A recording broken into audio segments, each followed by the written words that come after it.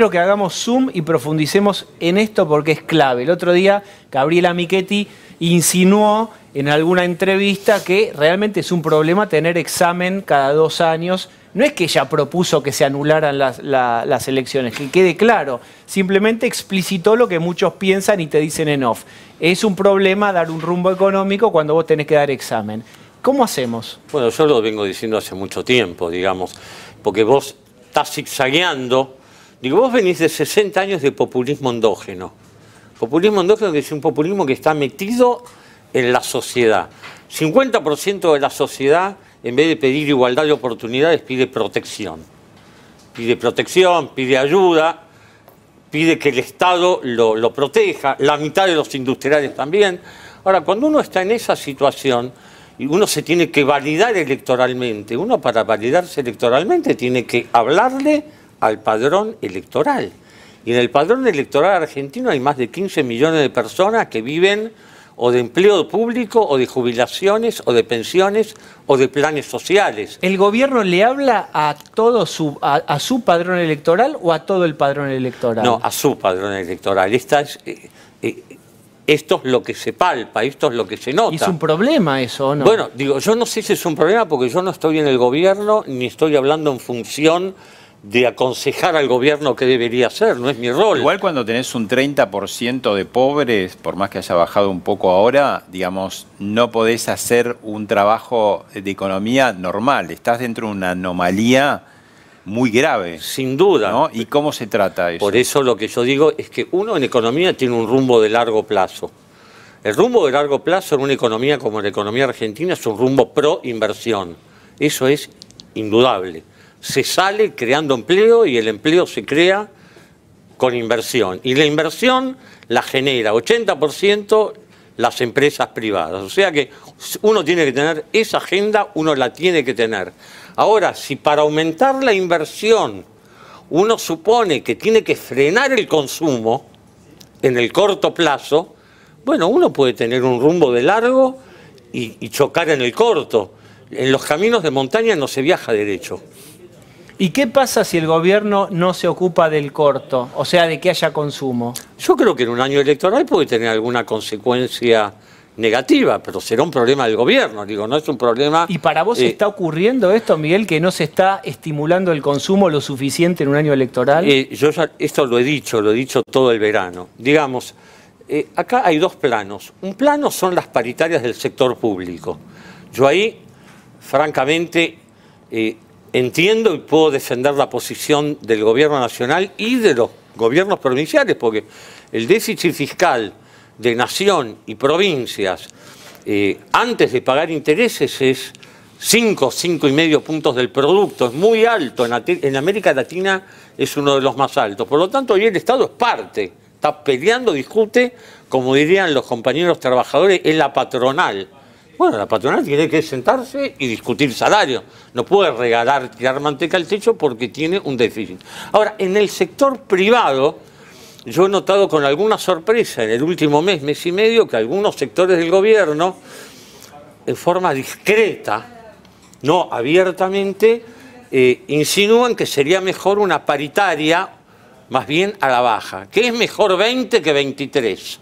¿Y qué pasa con eso? Para ponerle números a lo que estamos, que es mejor que los sectores privados cierren al 20 en vez de cerrar al 23 o al 24. Bueno, tuvieron un conflicto muy grande con los bancarios por no homologar.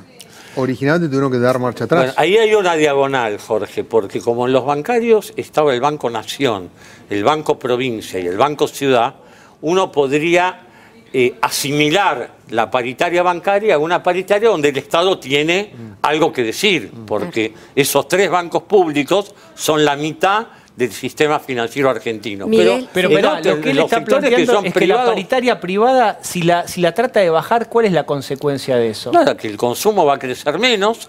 Yo por eso, como veo que eso es lo que está pasando, bajé mi proyección de consumo de 4,2% en el año de crecimiento a 3,4%. A ver, repetí tu pronóstico de crecimiento. De 4,2 a 3,4. Sigue siendo un pronóstico bastante alto. ¿Por qué? Porque para crecer 3,4, como el primer trimestre va a crecer muy poquito, los 3 trimestres siguientes tienen que estar creciendo en la zona del 4,5%. Y eso es una meta bastante exigente. Y hablando de metas, miren lo que habló Macri sobre déficit. Entre 2015 y 2016, redujimos el déficit fiscal del 5,2 al 4,6 del PBI. Bien, el déficit. ¿Qué se hace con eso? ¿Es correcto? Es verdad, blanqueo de por medio. Claro. El blanqueo generó una recaudación de 100.000 millones de pesos, pesos más, pesos menos, en el mes de diciembre, 1,5 puntos del PBI. O sea que si no hubiera sido por el blanqueo, el déficit fiscal hubiera sido mayor y no menor. Y yo recuerdo que el blanqueo es de una sola vez.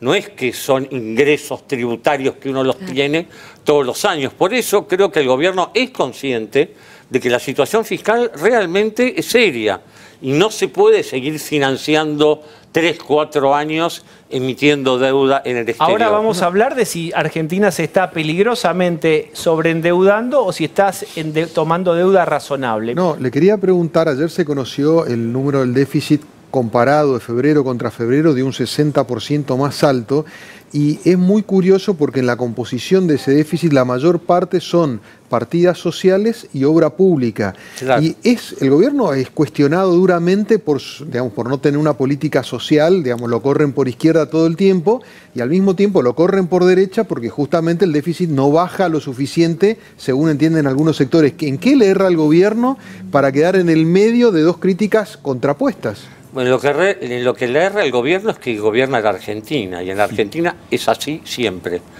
Hagas lo que hagas, te van a criticar siempre, por derecha y por izquierda. Algunas críticas son sanas por derecha, si vienen por la centro-derecha, otras son sanas por la izquierda, si vienen por la centro-izquierda, y cuando vienen de la derecha, de la ortodoxia económica, monetarista y ultrafiscalista, están mal, y cuando vienen del estatismo absolutista, también están mal. La Argentina es un país que tiene algunos problemas de falta de justo medio, ¿no? De falta de balance, de equilibrio. En la Argentina hace 2 años el gobierno nos decía, con poco éxito, que la emisión monetaria no tenía nada que ver con la inflación, que no generaba inflación.